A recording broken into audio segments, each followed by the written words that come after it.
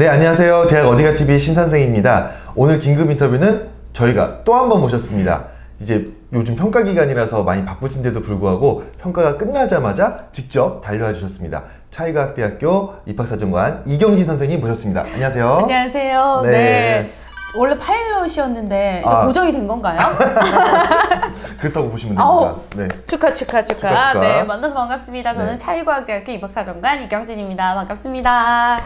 네, 이제 학생부 종합전형 이제 1단계 서류평가가 끝나고 이제 2단계 이제 각 대학별로 면접 전형이 시작될 텐데 수험생분들이 엄청나게 궁금하신 점들이 많을 것 같아요. 그래서 저희가 선생님을 또 모시게 됐고, 이거 뭐 실전에 이제 돌입해야 되는데 뭐 어떻게 해야 되는 겁니까? 뭐 처음부터 하나하나 좀 짚어주세요. 뭐 대기실에서는 뭐 어떻게 해야 되고, 뭐 언제까지 대기실 가야 되는지 네, 그런 것도 좀 그런 걸 또 궁금해할 수도 있군요. 제가 궁금한 거고 네, 요즘 아무도 안 알려주거든요. 이런 그럴 것들은. 수도 있을 것 같아요. 자, 그러면 이제 우리가 시뮬레이션을 한번 해보는 거예요. 네네. 면접을 제가 생각할 때 좀 잘 볼 수 있는 방법은 머릿속으로 그 면접 상황에 대해서 쭉 시뮬레이션을 다 해보면 덜 떨리지 않을까라는 생각이 들거든요. 네. 그리고 또 제가 스피치 자격증도 있어요. 그래요? 그런 팁들도 오늘 한번 개방 방출해보도록 하겠습니다. 좋습니다. 네, 저희가 면접 때는 일단 면접 시간 몇 분 전에 입시를 하는 게 가장 안정적이라고 생각하세요? 그러니까 제 생각에는 이제 만약에 이제 도시마다 좀 다르긴 한데 이제 안 가본 도시는 저는 한 30분 전에는 도착해야지 좀 안정적이야. 진짜 근데 저는 서울 살면서 느낀 건데 경기도에 살고 있긴 하지만 아무튼 서울 살면서 느낀 건데 생각보다 또 딜레이 되는 시간이 되게 많더라고요. 맞아요, 예를 들어 나는 한 30분 전에 도착해가지고 이걸 해야지 라는 계산으로 했다면 생각보다 그거보다 시간이 훨씬 많이 걸릴 수도 있어서 저는 그런 거에 대한 계산을 분명히 하셔야 되지 않을까라는 생각이 들고, 그리고 면접 그 시작 시간 30분 전에는 입실이 완료돼야지 못 들어가는 경우도 많아요. 맞아요. 아예 닫아놓는 경우도 입실이 있죠. 안 되는 경우도 있으니까 좀 아예 미리미리 가서 좀 덜 떨리게 준비한다라는 생각으로 가시면 좋을 것 같고, 그럼 이제 우리가 대기실에 딱 입성을 했어요.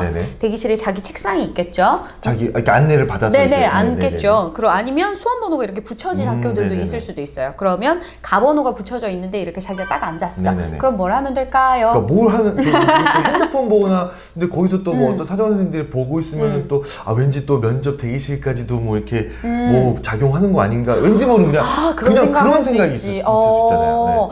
근데 이제 저희가 사정관 선생님들께서 면접 대기실에 계시지는 보통 않고요. 그때는 이제 조교 선생님이나 아니면 학생 도우미 친구들이 보통은 대기실에 있는 경우가 많은데, 재학생들하고 그다음 직원들이 보통 같이 있는 경우가 많은데요. 처음에 이제 대기 장소에 앉으면 본인의 그 수험표하고 신분증을 이렇게 보통 꺼내거든요.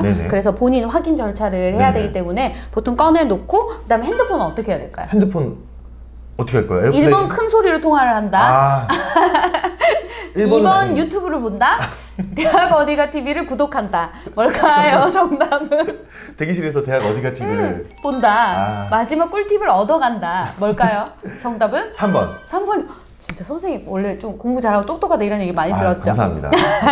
정답은 3번이고요. 핸드폰을 일단 꺼두셔야 되고, 이건 학교마다 다른데 어떤 학교는 핸드폰을 걷기도 하고 근데 걷었을 때 안 가지고 가는 친구들도 있어서 보통은 끄고 나서 그거를 이제 가방 안에 넣도록 시키기도 하는데, 일단 면접에 들어갈 때는 가방을 밖에 놔둘 거라 뭐 울리거나 하는 상황이 있진 않을 건데 일단 안에서는 핸드폰을 끈다는 거. 그러면 질문 하나 해볼까요? 배가 너무 고파. 그럼 어떡해요?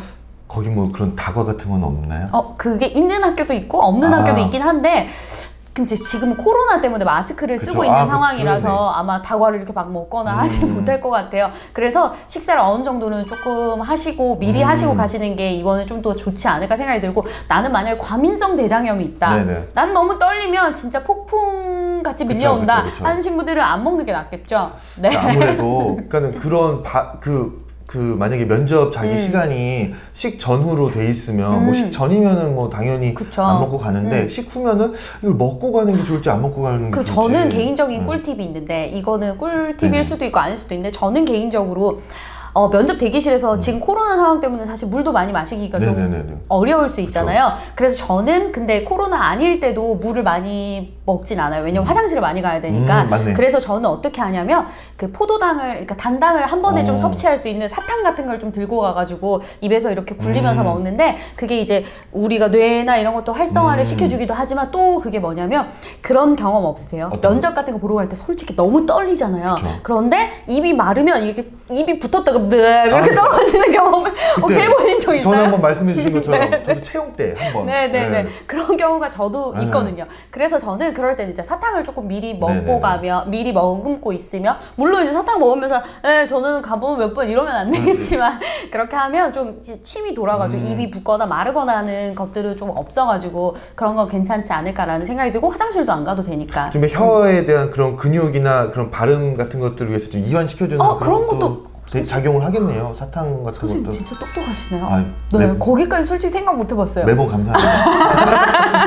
네, 진짜 그것도 좋은 방법이 될 수도 있겠다. 그러니까 맞아요. 이런 거를 처음에 이제 웜업 질문을 이제 학생들 편하라고 하실 때 실제로 한다고 하더라고요. 네, 맞아요. 다른 사이트나 이런 데 가서 보면. 그래서 좀 너무 궁금했어요, 진짜. 진짜. 그러면 우리 이제 시뮬레이션은 순서대로 한번 해볼게요. 앉아 있었어요. 수험표를 냈어요. 그리고 핸드폰 기기를 반납하거나 가방에 넣었어요. 그럼 앉아 있으면 가번호 몇 번 학생 이렇게 나오세요 하거든요. 그러면 이제 탁 일어나가지고 대기실 그 수험장이 있는 보통 앞에다가 이렇게 앉을 거예요. 앞에.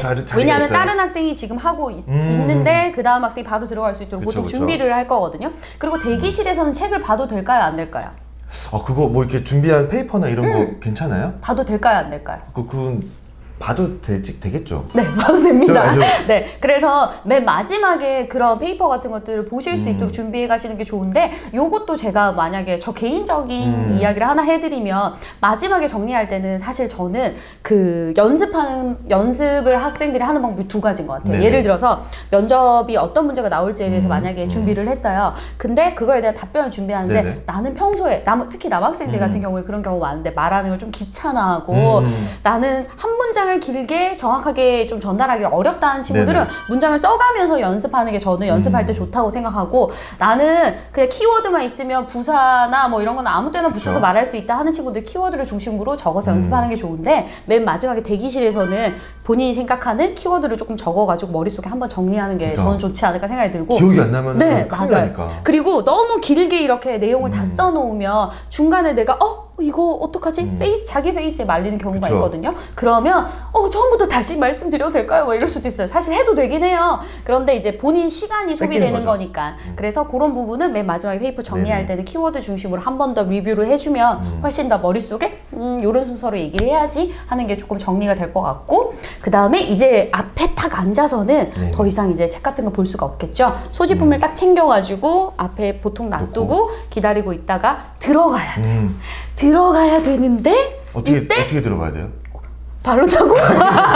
이제 어떻게 들어가야 되는지도 이리 오시오!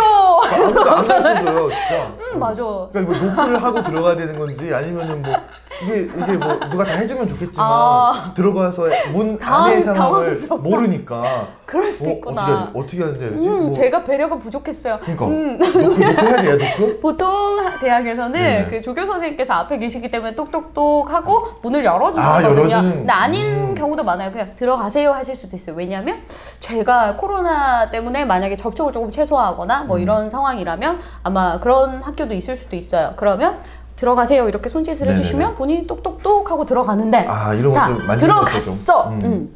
그럼 어떡할까요? 들어가서 이제 인사를 먼저 해야 되지 않을까요? 인사를 어떻게 하면 좋을까요? 이렇게 좀 허리를 굽혀야 되나요? 허리까지 굽혀야 되나요? 목매로 되나요? 자, 선생님 여기서 제일 하나하나 다 짚어주세요. 그래, 진짜. 우리 하나하나 다 짚고 넘어가봐요.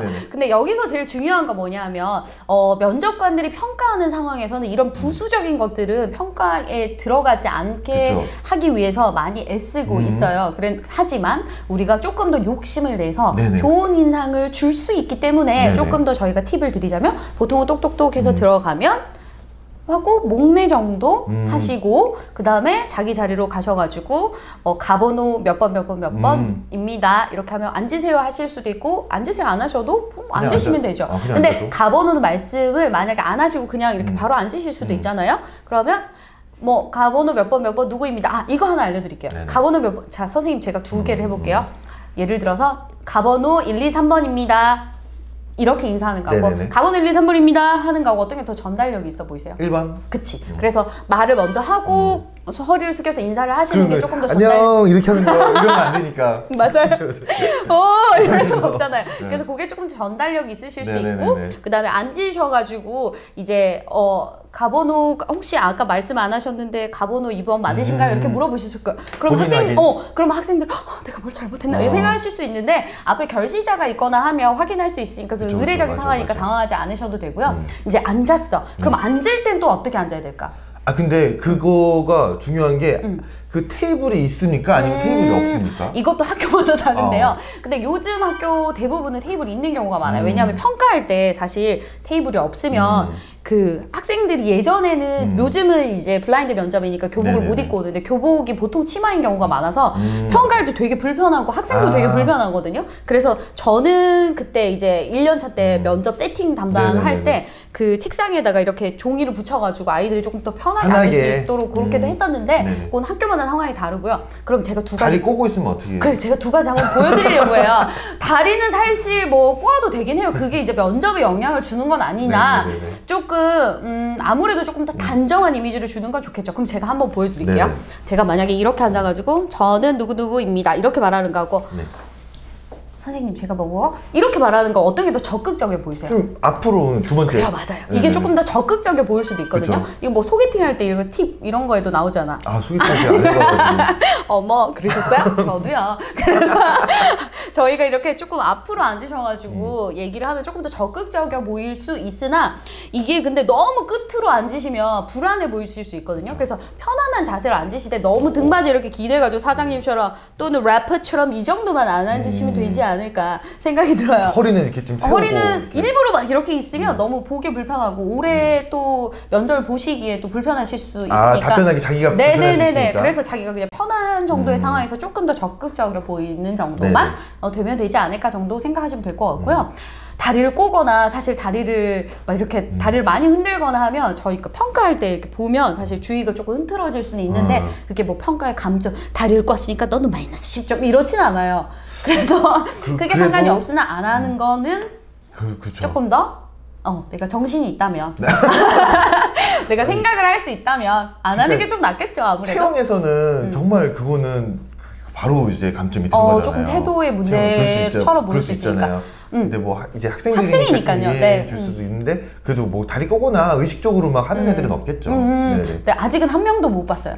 그쵸? 근데 다리를 엄청 많이 떠는 학생이나 아니면 남학생들 중에 쩍벌로 앉는 학생들 되게 많거든요.